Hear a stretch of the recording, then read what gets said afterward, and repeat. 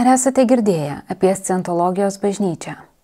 Knyga 25 metai pragare atviras ir drąsus Marietės Linstein pasakojimas apie gyvenimą šios slaptos ir viską kontroliuojančios organizacijos viduje.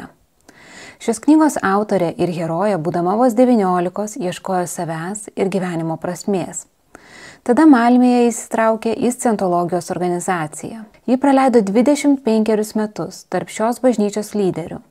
Gyveno greta aukščiausių vadovų ir tokių garsenybių kaip Tomas Kruzas ar Džonas Travolta. Tačiau ji pasakoja, kad tai buvo ne gyvenimas, o tikriausias pragaras.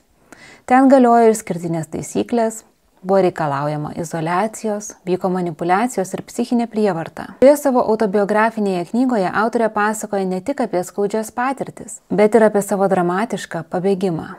Ši knyga yra ir įspėjimas apie kultų pavojų ir vilties žinutė tiems, kurie trokšta išsivaduoti iš įvairių sektų ir panašių organizacijų.